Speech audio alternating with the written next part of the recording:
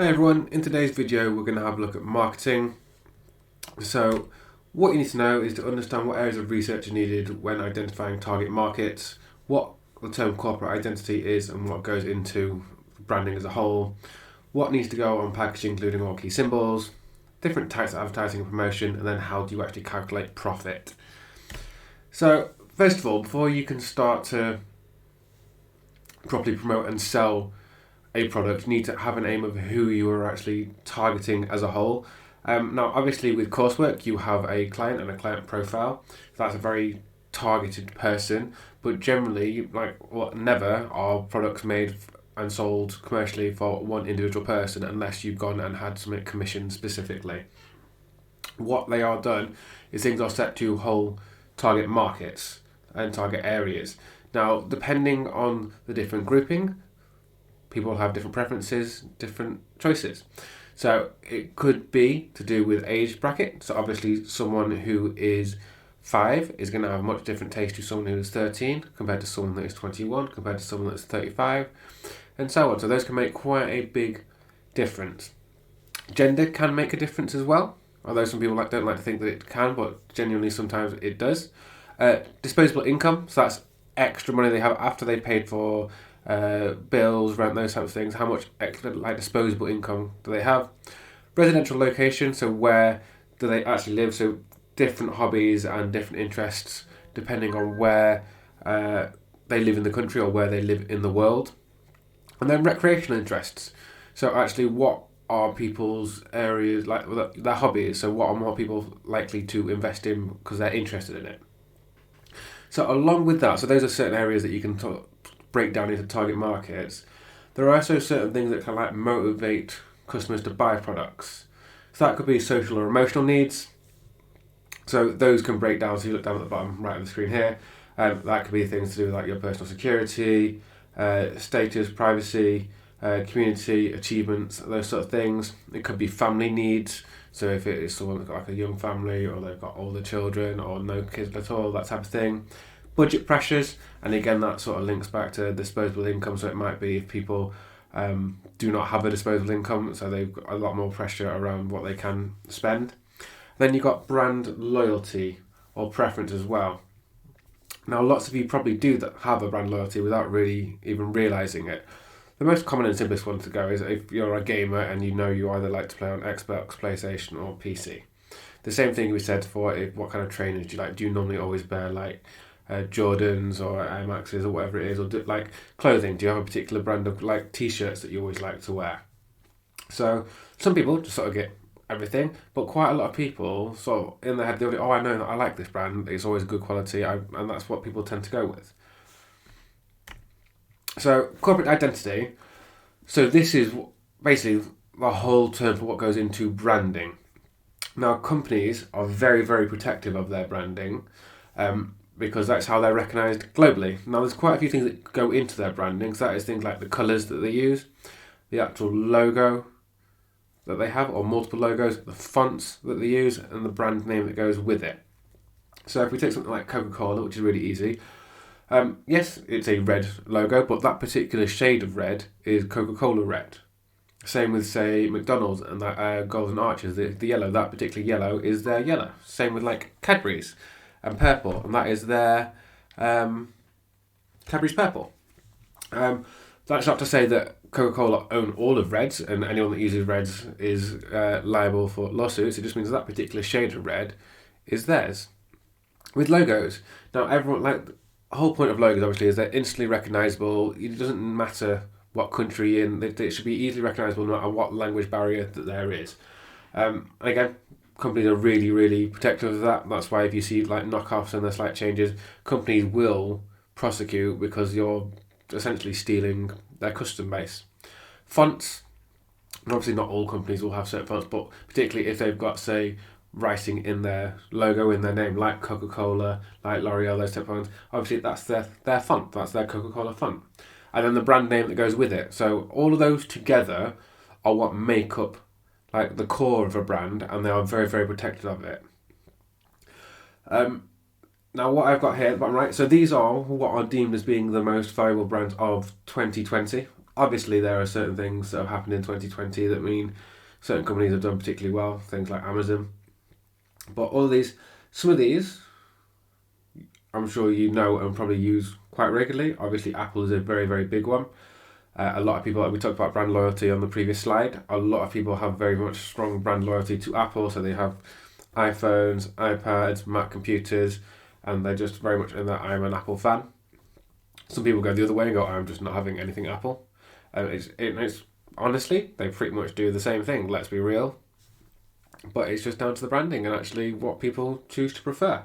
And then obviously, because we are the Western world and we are, a lot of us are English speaking, but then there are a huge, like, more people that don't speak our language, that are not from this part of the world. So there are certain, like, brands that we won't know about that are slotted in Asian countries that are still absolutely huge brands and that just haven't made their way over to Europe. So we'll stick with Coke because it's such a big brand for now. So brands can change over time. Just because you've made a brand doesn't mean you're going to stick with it for forever and ever. Like logos can change slightly. Take like Apple for example. Obviously they have that Apple like logo with the bite out of it, but if you can remember or if you've seen it before, it was never used to be that white apple. It used to be actually a rainbow coloured one. So just logos and brands do change a little bit over time. Sometimes they have a big rebrand where they kind of relaunch everything and it's completely new. Sometimes it's just little tweaks here and there. Some companies also do like sort of seasonal changing as well. A big one with Coca-Cola is actually Christmas time, and they do a big thing about having the Christmas lorry and the Christmas advert for Coca-Cola. And some people kind of see that as being like, oh, it's Christmas time, it's officially nearly Christmas. I've seen the Christmas advert with Coca-Cola lorry with the song Holidays Are Coming. Don't worry, I'm not going to sing it.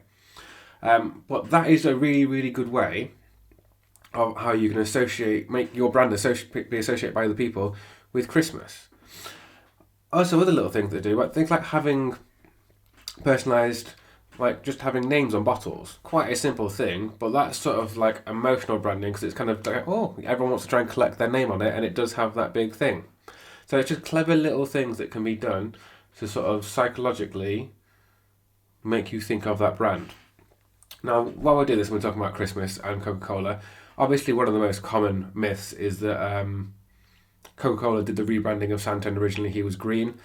Originally he was green, but Coca-Cola had nothing to do with the whole rebranding of it.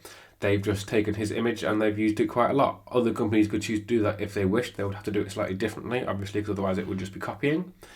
But just I thought I'd throw that out there because obviously loads of people seem to think that they were responsible for that whole rebrand and they weren't. It was done a long time ago. So packaging. Packaging obviously is a huge aspect of branding because you can have your colours on there, you have your logos on there, and you all have it as part of the really, really key part of your whole brand because it's what kind of contains the product, and that's what everyone first sees when they go into the shops, particularly not so much online shopping, but actual going into physical shops, and the packaging's the first thing you see. That's why it's got to be bold, it's got to be bright, it's got to be really clear, it's your brand. However, there are some things that need to be on there for everyone, okay? So we've talked about it before in previous series, things like on plastics and sustainability and that type of thing. So kind of symbols that need to go on to packaging. So it might be things like telling you what the materials are. So if it's a plastic, what's the polymer recycling code from 1 to 7? So you can sort it out and make sure it can be recycled. If it's made from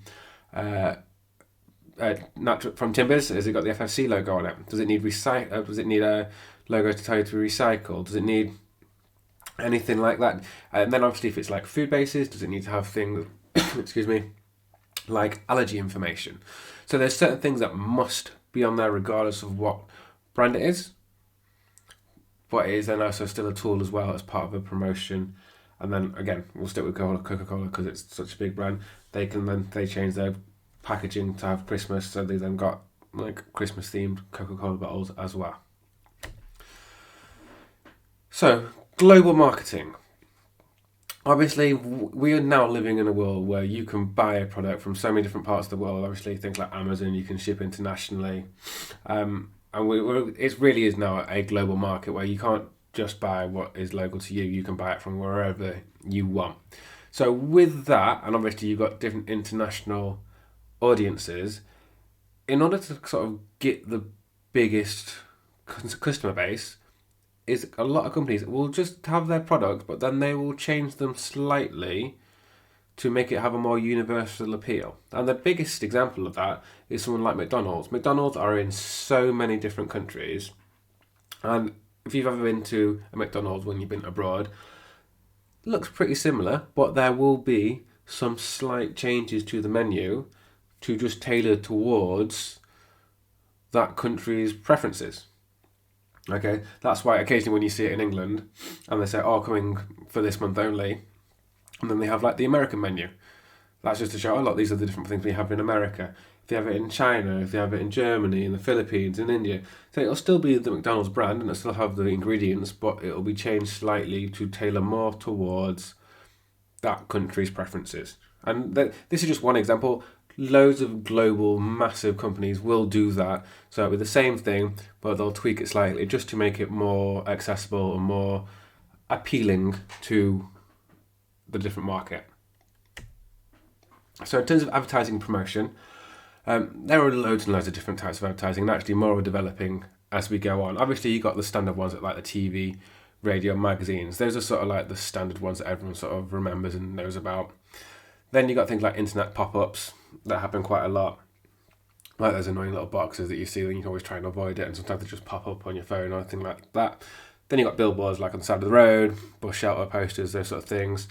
One thing that's becoming relatively not new because social media's been around for a long time, but social media's been used a lot more in recent times for promotion. Obviously, things like influencers being paid a lot to promote types of things, streamers that play like video games and those sorts of things. All that is becoming now it's a legitimate source of advertising because I can't remember what the exact figures are, but the amount of people that watch things like Twitch and watch streamers or are on Instagram and looking at influencers, and that has a huge effect on company sales. And then you got things like in-store promotions where if you go in and then you go to the till and then it goes, oh, you bought all that, but look, 2 for 1, or buy one get one free, that sort of thing. And there's in-store promotions, and when you go, you just trigger, oh, that's a good deal, I'll get that. And that's what they tend to have as well in the aisles. At the end of each aisle, they'll have those there just to sort of show you what's going on. Going viral. So there is, so obviously, well, I'm going to go viral in a bit more detail on the next slide, but then that also does link to the whole social media idea as well. So talk a bit more about social media. So like I say, it's a much cheaper and easier option to reach more potential customers than TV. Actually, I think most people now will say they don't really watch as much TV as they used to, but people are on social media a lot more because obviously, typically you're on your phone or your iPad or whatever. When you're on searching things and it always says, oh, we use cookies on the site, what that means is basically, okay, it'll track whatever websites you've been on and it keeps it as a record. And then what happens is that means when you go onto like social media, that's why if you go on Facebook, Twitter, Instagram, whatever it is, and you see adverts, it's very much, sometimes what you were just searching on a website pops up as an advert. You think, well, that's a bit creepy, but that's because it's just gone into your phone, it's gone, okay, you were just on this website, let's advertise this to you. And that's why you end up getting very, very specific adverts. So that's called retargeted marketing. Often as well what will happen is when you sign up to social media sites, it asks you to like enter personal information like name, age, that sort of thing. But then it'll also ask you to put in a few like interests about you. So they think, oh, we're going to tailor it more towards you. But really what it's saying is, I know what you like now, and I'm now going to promote these products for you to buy.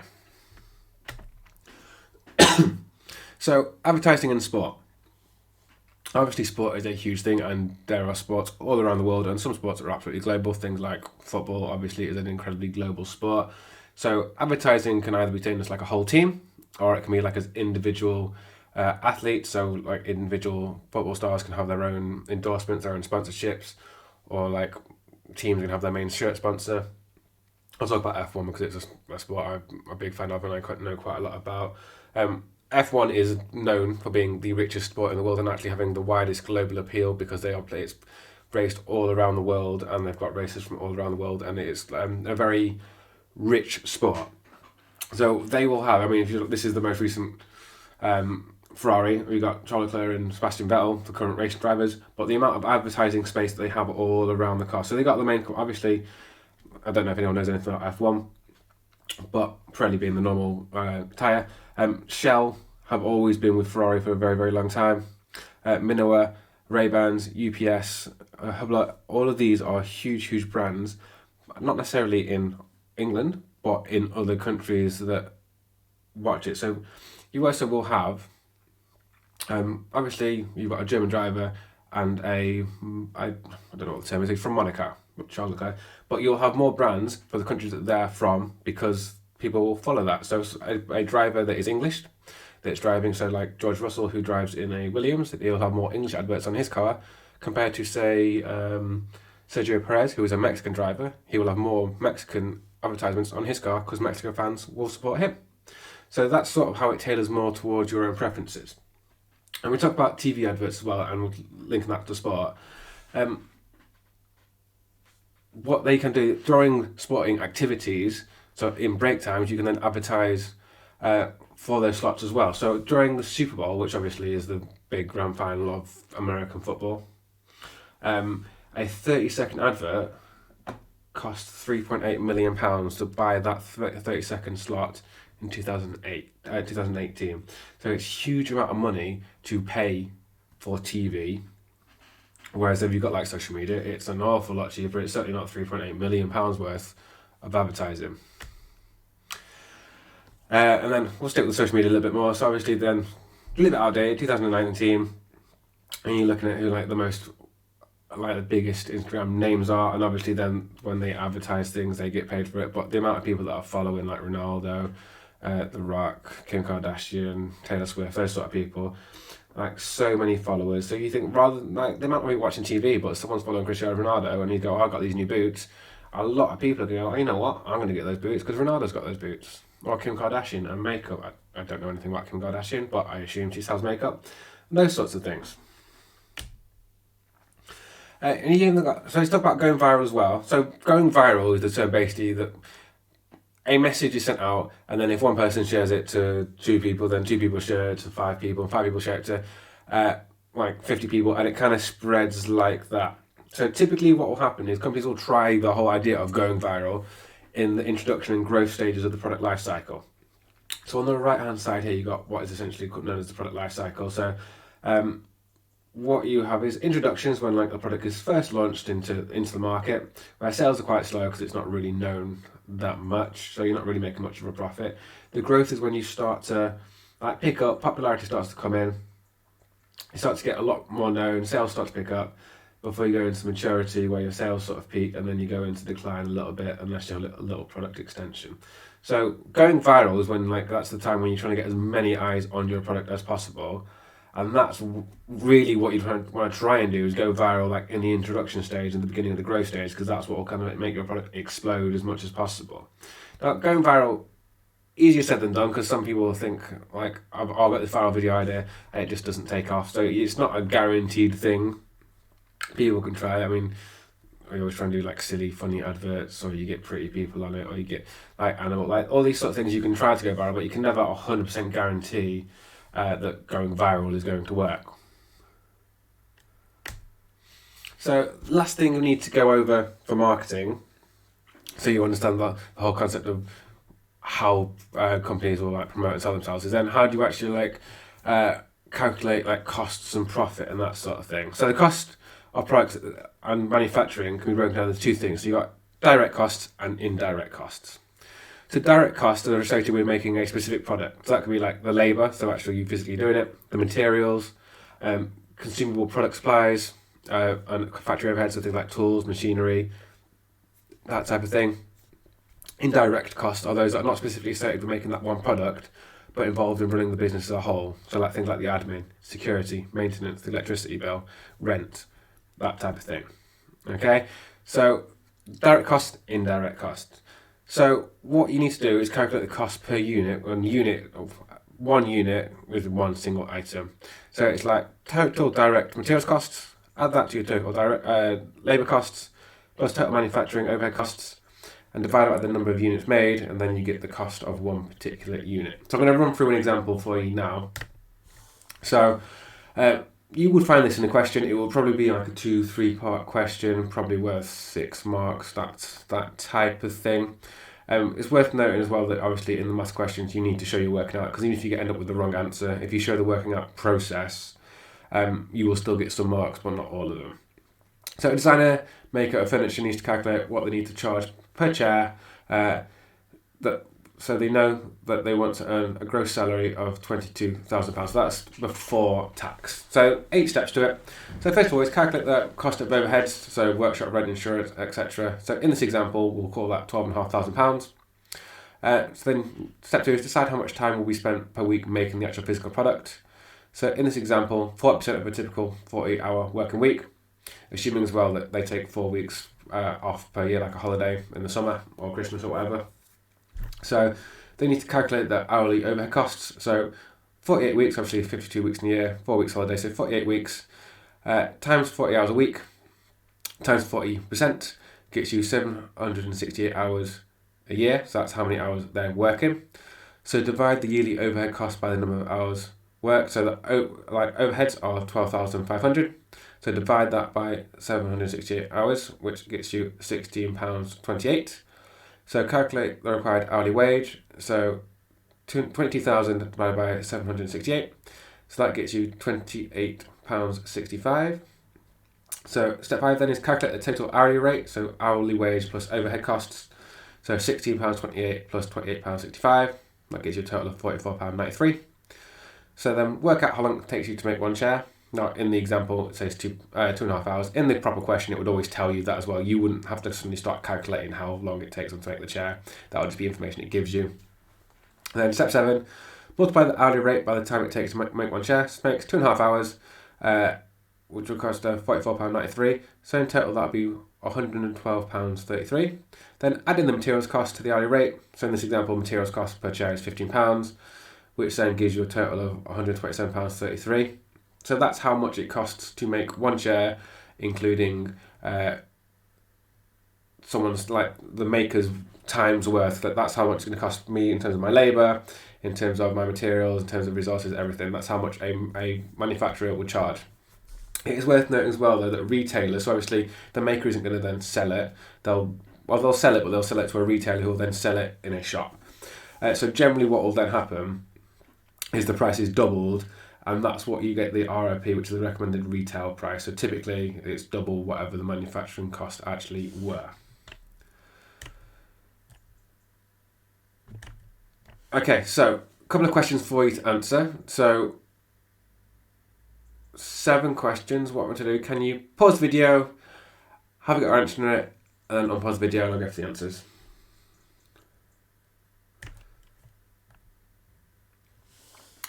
Okay, so what key characteristics designers need to identify for their target market? Things like age, gender, disposable income, anything around those. So what factors might motivate people to buy products? Things like brand loyalty. What else could you have? You could have brand loyalty, you could have social or moral needs, anything around that. So what's included in a brand? Give an example of an specific brand and break down all aspects of it. Coca-Cola being a really easy one to do. Apple, things like your logo, your fonts, your colours. Then with your example, just make sure you break down what it would be. So you take that Coca-Cola, you have like the Coca-Cola red, you have the font that goes with it, that type of thing. How do companies make sure they stay relevant with advertising in foreign countries? Give examples to support your answer. Global market, so you will alter your product slightly to make it more suitable to that market that you're in. Give 3 different forms of advertising and name their benefits and disadvantages. TV, radio, social media, anything you could have done. And then obviously things that cost more. So TV costs a lot more, but has quite a wide audience. Social media has a very wide audience, but it's relatively cheap. And how do you calculate the cost of the product? So we've just gone through that. So it's figuring out indirect costs, direct costs, labour, materials, that type of thing, and then calculate the profit. So you figure out how much you want to charge, how long it takes you to do it, and then you figure out the difference that way. So that is marketing. If you've got any questions, please send me a message either on email or Teams and I'll get back to you.